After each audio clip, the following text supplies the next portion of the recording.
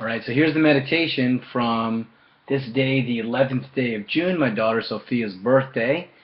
The meditation from yesterday, the 10th of June, ended with a Heideggerian, a quote from Heidegger, which I think I read twice when I did the video.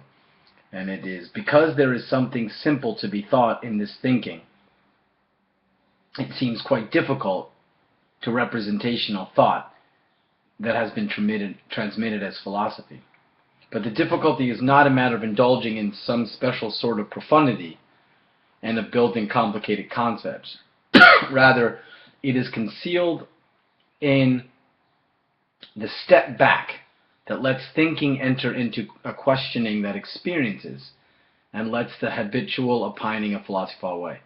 So this is a really great quotation because it I think, offers us a very clear sort of distinction about the two possibilities of how we might undertake. Actually, the distinction really is between thinking and philosophy. So meditative thinking is now going to stand as something distinct from philosophy. And it's this gesture towards simplicity, right, and towards openness and towards silencing that I've been talking about. So let's pick it up on the meditation from this day, the 11th day of June.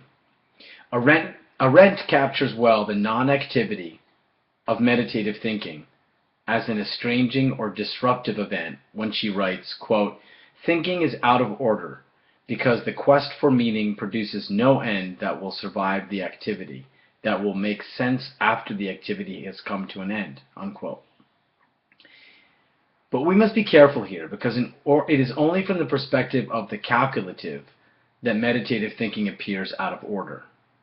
The order it disrupts is the order that instrumental thinking seeks to impose upon the unpredictable, unfinished, and incomplete. The imposition of an order and a finality upon the processual unfolding of being is precisely what has been described as bearing down.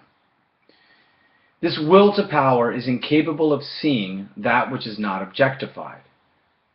The reifying gaze of the calculative is intolerant of this simple production of meaning. But this perspective merely dismisses what it at the same time recognizes as a productive activity. What is dismissed is the quest for meaning, specifically the enjoyment of intersubjectivity that carries it forward. Meaning is useless from the perspective of the calculative, for it is not a commodity, and what's more, the dialogic activity that produces meaning unfolds and is grounded upon the recognition of all who participate, recognized as subjects, as ends in and for themselves.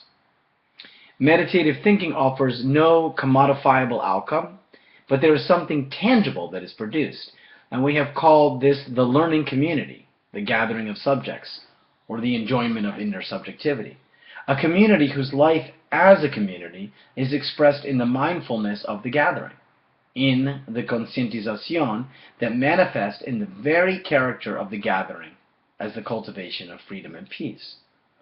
This product is the mindfulness that emerges as the spirit of the community qua community. A spirit that marks the heeding of the gathering directive, the devotion to the Tao, the care for being. Mindfulness, the spirit of the community, is the product of meditative thinking. And from the perspective of the solitary ego, who bears down upon any and all, mindfulness appears out of order and characterizes philosophy as useless. Quote, "Philosophy is the immediate, useless, but at the same time masterful knowing within mindfulness. Mindfulness is inquiring into the meaning, into the truth of being. Inquiring into the truth is leaping into its essential sway, and thus into being," unquote from Heidegger. The production of a community is the tangible outcome of the gathering together of the disciples of learning. And the mindfulness that is produced in the poetic dialogue is, as Arendt has indicated, not something that survives this meaning-producing activity. This mindfulness is to the extent that they are. Freedom and peace is thus an experiential phenomena of a many gathered into community. They are not abstract ideals or principles. Arendt helps us to understand the experiential character of meditative thinking, the thinking which unfolds in a manifold of dialogic experiences that are all manifestations of being's processual unfolding. The twofold play of concealment appearance, which we can now qualify as the twofold play of hearing, receptivity, saying, activity. Arendt's description of thinking, quote, as the silent dialogue of me with myself, identifies the preparatory exercise we have been exploring. This dialogue, in which the learner is gathered into the nearness of being, is understood as the twofold play of the originary moment of hearing, the immobile state of, quote, sheer activity, and the sheer activity of evocative saying. This dialogue with being is an authentically preparatory exercise for the poetic dialogue carried out by the learning community.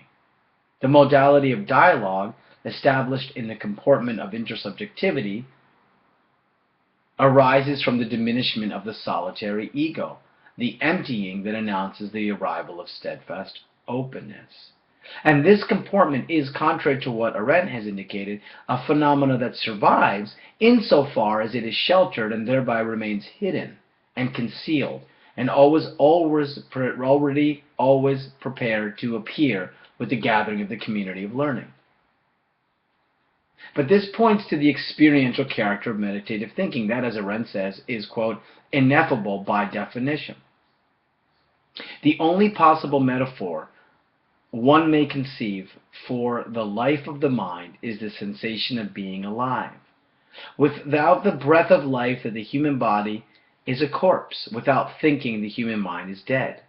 Aristotle speaks of the philosophical energia, activity, as the perfect and unhindered activity, which for this very reason harbors within itself the sweetest of all delights, unquote from Arendt. Thus, what Heidegger has indicated when he points to the experiential nature of the questioning stand, this stepping back that occurs in the dialogic encounter with poetic saying, marks the appearance of the ineffable as that which exceeds and points beyond. When the learner is attending to, waiting upon, and caring for being, she is attuned to the call of the other. And to be attuned is to be enjoined in the dialogic experience of the other. Thus, meditative thinking captures learning as a relational event, one that is rooted in the devotion of the Tao, to the Tao, the care for being, and manifests itself in the formation of the polyphonic community. But to name this relational event is to identify the experiential in contrast to the abstract and empty ruminations of the cogito ego. Learning announces the arrival of the ineffable, of that which is unspeakable, unnameable, heard in the profound silence of ecstatic experience. The experiential identifies the ineffability of the ineffable. And that's where it ends. So this writing appears from pages 198 and 199 in chapter 8 of Being and Learning, so if you want to check it out. And I've really particularly enjoyed this meditation because there's so many really important quotes, excellent quotations from Heidegger and Arendt that place and offer some fantastic context. And I'll be blogging about that, so check out my writing commentary on this particular meditation at Duarte Being Learning on Blogger.